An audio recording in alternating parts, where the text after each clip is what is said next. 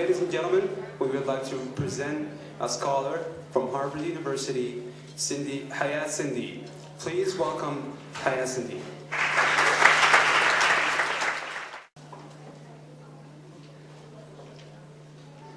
Can you hear me? Yes. بسم الله الرحمن الرحيم والصلاة والسلام على سيدنا ونبينا محمد وعلى آله وصحبه أجمعين. My brother and sisters, Assalamu alaikum. I'm really honored to be here with you tonight. When the Saudi Club organizers contacted me to be part here tonight to talk to you about my personal experience in education, I was really excited. I also felt it as a challenging task for someone like me. At the same time, I thought everyone has something special to get through their journey. My journey has involved breaking boundaries between East and the West, to serve society, to help everyone, child, man or woman, of different religion, color or culture, looking to find the good, the value of people who work together, humanity together. I was born in Makkah al-Mukarramah, and I come from a family of 8 children with a traditional upbringing and enormous love for knowledge. Since childhood, I really admire characters who did something for humanity, either in the area of physics, medicine, literature, or science. For example, like Ibn Sina, Al-Khwarizmi, Marie Curie, Einstein. I was really inspired by them. I dreamt one day to be like them, to make a difference to this world. I reasoned this only could happen only if I became a scientist like them.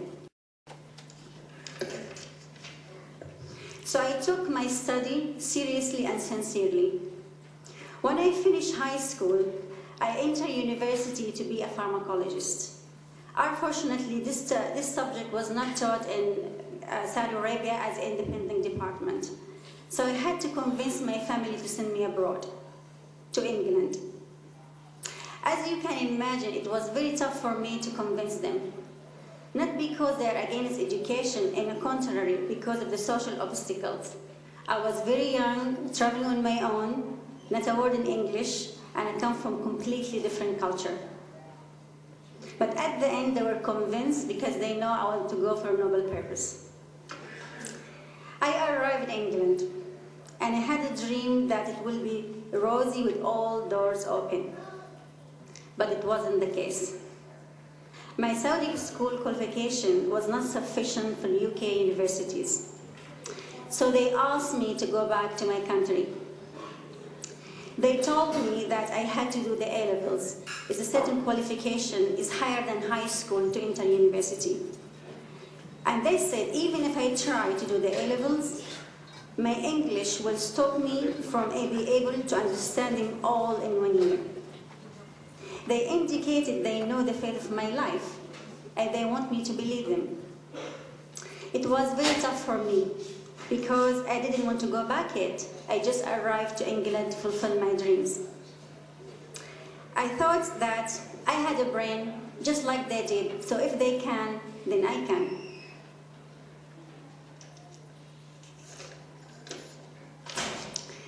That the first year I hardly slept. It was full of pain, tears, and joy. I studied between 18 to 20 hours a day. And I never felt that in my life that I could want something so badly than to pass my A-levels.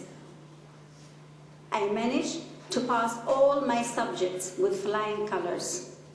And with that, I managed to get unconditional acceptance from all the universities that rejected me in the past.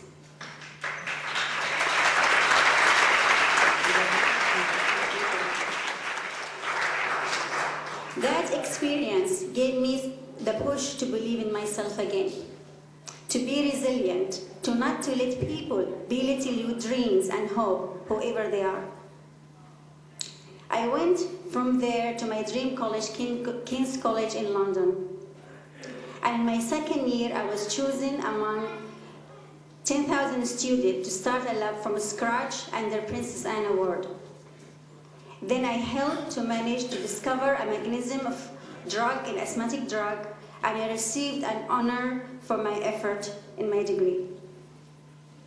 From there, I was fortunate to get a scholarship from Cambridge University to do a PhD at Institute of Biotechnology, a prestigious department that excels at combining all sciences. I went to Cambridge. Cambridge is very beautiful, but the inner reality, it can be different. I found it harder there because I received a judgment from the first day I arrived. I was told by many colleagues that I will fail for two reasons. First, because science doesn't go with religion. Second, because I'm a female in male-dominated field. Many times I was told I will fail because religion holds a person back.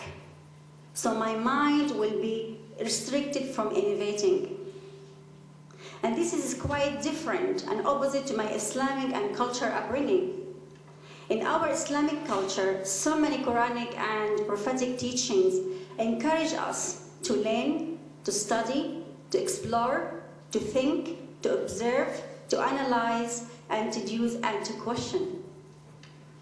I was also told it will take only 3 months to quit from the pressure or to change and look normal. Their way of definition of normal without headscarf. And guess what happened? I managed to prove them all wrong and I graduated with PhD. I was soon recognized scientifically and internationally.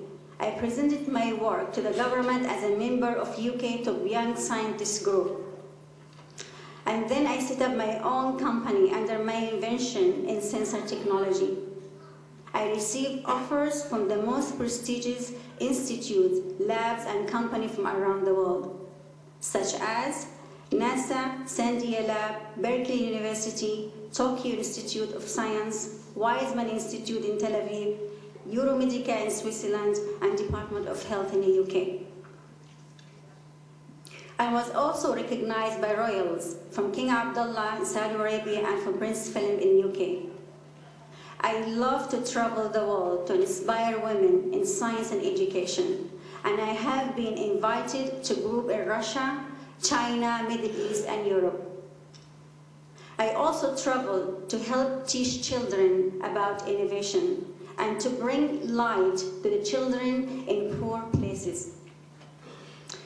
When I earned my PhD, it was the start of my second journey to turn what I had gained to serve mankind.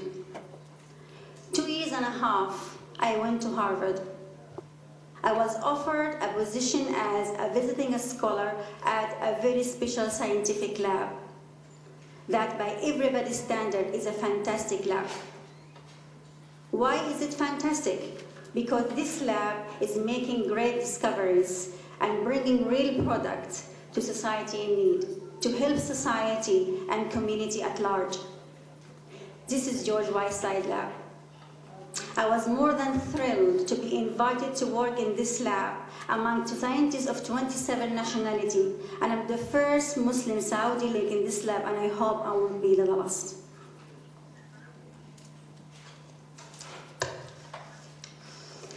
Some fear science is out of reach, but this is not true. Nowadays, science education is different. Not the space shuttle of years gone by, but the new biotechnology, nanotechnology that is shaping our world. Science is becoming more human. Nanotechnology, for example, controls very small things that you cannot see to bring a big difference in society. For a business, imagine being able to make a smart jacket that has all your office tools and weight next to nothing. Or how we could transform the atom of your pencil into diamond, or into tissue functioning in our human body that replaces heart valve or bladders. With the power of nanotechnology, we can build smaller, efficient products that are less expensive. But scientific innovation cannot lead on its own.